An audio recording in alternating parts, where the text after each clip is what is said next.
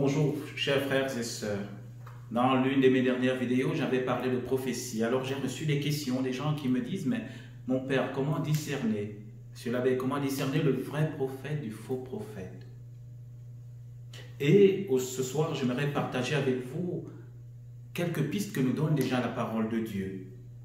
Le Christ le dit dans Matthieu chapitre 7, verset 15, « Méfiez-vous des faux prophètes qui viennent à vous déguisés en brebis, mais au-dedans sont des loups voraces. C'est à leurs fruits que vous les reconnaîtrez. » Tiens, les faux prophètes ont des fruits à travers lesquels nous pouvons le reconnaître, comme aussi les enfants de Dieu. Rappelez-vous les fruits de l'Esprit Saint, n'est-ce pas, dans l'épître de Saint Paul apôtre aux Galates. Alors, quels sont les fruits des faux prophètes? Il y en a beaucoup. Ce soir, je voudrais m'arrêter sur trois qui pourront comme éveiller notre intelligence, éveiller notre cœur, à pouvoir déjà discerner. Le premier fruit, c'est à travers leur message, c'est le fruit de la peur. Le faux prophète, quand il arrive, il prêche toujours par la peur. Si vous ne changez pas de vie, vous irez en enfer. Si vous ne vous convertissez pas, votre vie ira mal. Si tu n'as pas de mari, si tu n'as pas de femme, ou encore si tu n'as pas réussi dans ta vie, c'est parce que tu es un pécheur, c'est parce que Dieu t'a bloqué, c'est parce que ceci ne va pas. Attention.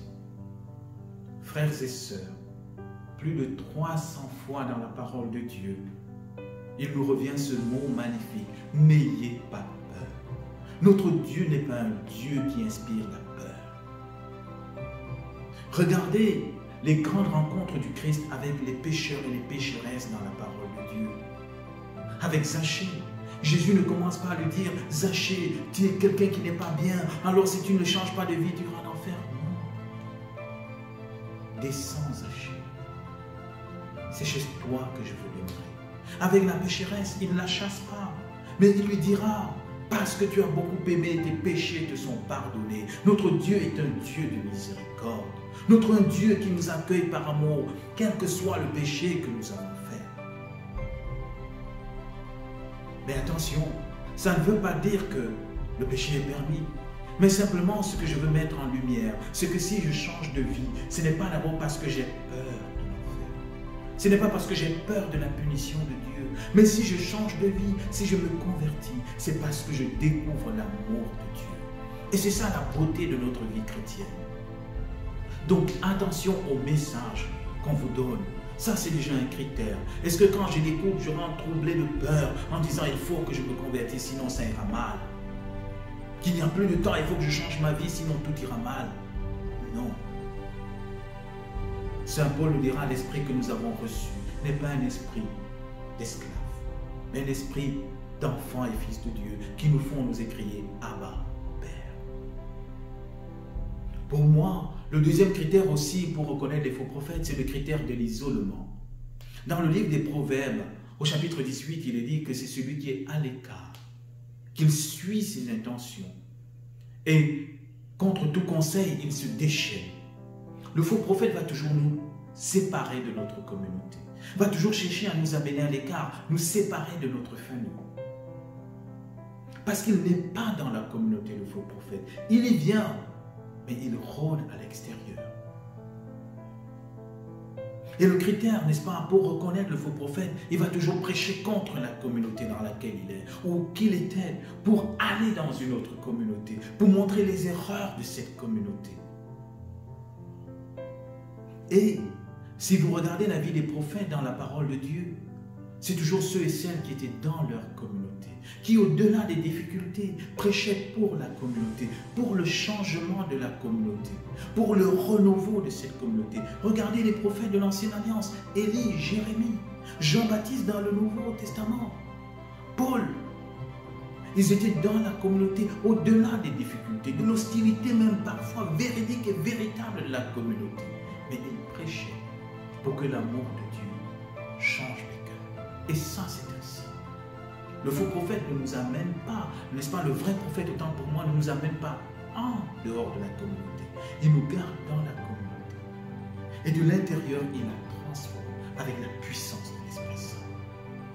Le troisième critère, et c'est là où je vais m'arrêter pour reconnaître le faux prophète, c'est est-ce qu'il est source de disputes, de querelles.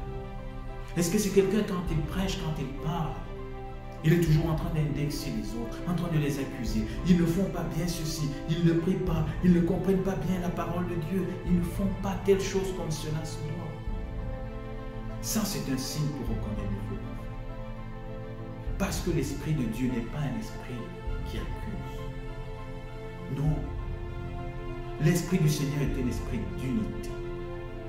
Et Saint Paul le dira dans sa première épître à Timothée.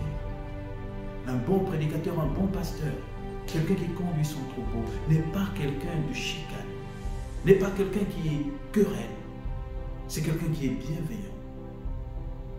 Il ne poursuit pas l'argent. C'est quelqu'un qui est pondéré. Voilà les signes. Comment se comporte votre pasteur? Comment se comporte l'homme ou la femme qui vous conduit dans la prière? Est-ce que c'est une personne qui cherche l'unité? Est-ce que c'est une personne à travers laquelle je sens la présence de Dieu, l'écoute de Dieu? Certes, beaucoup d'entre vous, vous me direz, mais mon Père, s'il fait des miracles, s'il soigne, s'il guérit, et là encore, frères et sœurs, c'est extraordinaire, parce que la parole de Dieu nous donne la réponse. Le même chapitre 7 de Matthieu, au verset 23. Versets 22 et 23. Beaucoup me diront en ce jour-là, Seigneur, n'est-ce pas en ton nom que nous avons prophétisé?